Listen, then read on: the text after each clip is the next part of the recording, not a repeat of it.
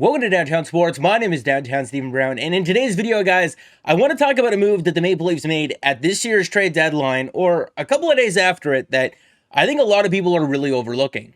And it starts with this trade that they made about 90 minutes before the end of the trade deadline that sent Alex Biega to the Nashville Predators in exchange for future considerations. April Fool's Day is this Friday. No, I'm not joking. Please keep watching the video. Because then a couple of days after that, the Toronto Marlies acquired Philippe Myers on loan from the Nashville Predators. Now, the Maple Leafs haven't acquired Philippe Myers. The Marlies have. He was placed on waivers about a week ago or so and cleared. And he's still property of the Nashville Predators. If you're sitting there thinking to yourself, well then, Steven, what are you talking about? Don't worry. We'll get to that. Philippe Myers is a 6'5", 210-pound right-handed shooting defenseman who makes $2.55 million against the salary cap this year and next season as well. But the real kicker is that the real money that's owed to him shoots up to almost $4 million next year. Because he's only played 27 games this year and then was placed on waivers, cleared through waivers, and then loaned to another organization's American Hockey League team, it's safe to say that the Predators don't seem very invested in his development.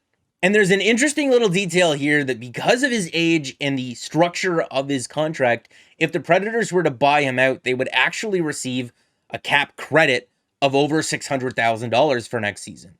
It's not just the cap credit, but it's also the real money that the Predators would be saving in buying out Philippe Myers. That makes it sort of seem like that's where this is headed. If you remember, the Maple Leafs did something similar with Jared Cowan a couple of seasons ago. We don't often find out what the future considerations are in trades that involve future considerations. But what if, in this case, the future considerations that the Maple Leafs receive in exchange for Alex Biega is an opportunity to get an extended look at Philippe Myers before the Nashville Predators buy him out? Well, if that's the case, let's take an extended look at Philippe Myers. The 2019-2020 season was Myers' first real breakout year. He was 23 years old, and he played primarily with Travis Sanheim and Shane Gostisbehere, but it was in top 4 minutes with the Philadelphia Flyers, and he had a good year. But then 2021 rolls around, and the Flyers find themselves in the Mass Mutual East Division, and they finish in 6th place. And it was mostly in due part that they allowed the most goals in the entire NHL that season. But if we take a look at their defensive numbers at 5-on-5 from that season, they don't look like that bad of a defensive team. They just look like the Philadelphia Flyers in that everyone who plays in goal for them becomes cursed one way or another. Brian Elliott in 30 games last year had an .889 save percentage, and Carter Hart had an .877 in 27 games.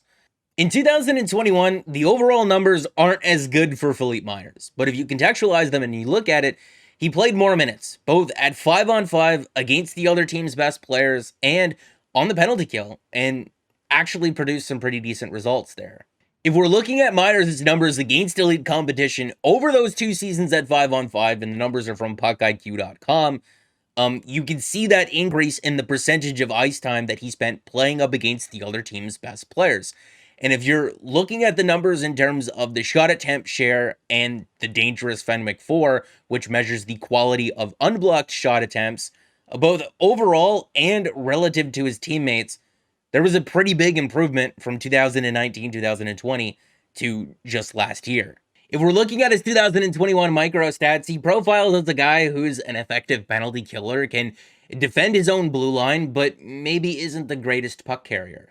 And then in the summer of 2021, him and Nolan Patrick are included in a trade that sends Ryan Ellis to the Philadelphia Flyers. So then, what happened? He's a 25-year-old, 6'5", over 200-pound defenseman coming off of 2 good seasons. What happened in Nashville? If we're taking a look at who he played with in Nashville this year, he primarily played with Mark Borowiecki, but also Roman Josi and Matthias Ekholm as well. But if you're looking at the numbers, with everyone other than Josi and Ekholm, they kind of suck. But with those 2 guys, he was awesome. But I mean, I'm not really shocked that he didn't play well next to Mark Borowiecki or Ben Harper or Alex Carrier. If you look at the defensemen that he's had success with his entire career, it's Travis Sanheim, Shane Gostisbehere, Roman Josi, Matthias Ekholm. Those are all very good puck-moving and skating defensemen. I think people get way too caught up in play-driving metrics and guys who can carry the puck. Yeah, obviously, that's what you want, but you need guys who can just be complementary pieces sometimes. If Myers is able to be effective away from the puck while those guys are doing the heavy lifting with it, just let him. Obviously, it's a smaller sample that Myers was playing with these two players, but to provide some perspective, if we're taking a look at Josi and Ekholm's numbers without Myers at 5-on-5, they're all much worse. Now, to be fair here, Josi, in a large amount of minutes, has played spectacular next to Dante Fabro this year. It's over 200 minutes next to Alex Carrier, and then minutes spent with Mattias Ekholm that are really dragging down those overall numbers. But I could not find a combination of Mattias Ekholm playing with somebody else that produced better actual results and underlying numbers than what he did playing next to Philippe Myers. They played over 50 minutes of ice time together at 5-on-5, and they didn't allow a single goal. Why were they split up? It wasn't even in a large offensive role. It was in a very neutral one. If the Nashville Predators want to buy out a 25-year-old, 6'5", 210-pound right-handed shooting defenseman to receive a cap credit or to save some money in actual dollars next season, I will happily take him to play on the Toronto Maple Leafs, as we got two guys in Morgan Rielly and Rasmus Sandin who are excellent skaters and can move the puck and just let Myers do his thing away from it. This could be a really good opportunity to buy low on a 25-year-old big right-handed shooting defenseman who is able to complement guys like Morgan Rielly and Rasmus Sandin, Travis Seinheim, Shane Gostisbehere, Roman Josi, Mattias Ekholm, good puck-moving skating defensemen. There's been 184 defensemen over the last 3 years to play at least 100 games in the NHL, and Philippe Myers ranks 38th in terms of hits per 60 minutes, so it's good to know that he uses that 6'5" and 210-pound frame. He's also 22nd in takeaways per 60 minutes as well.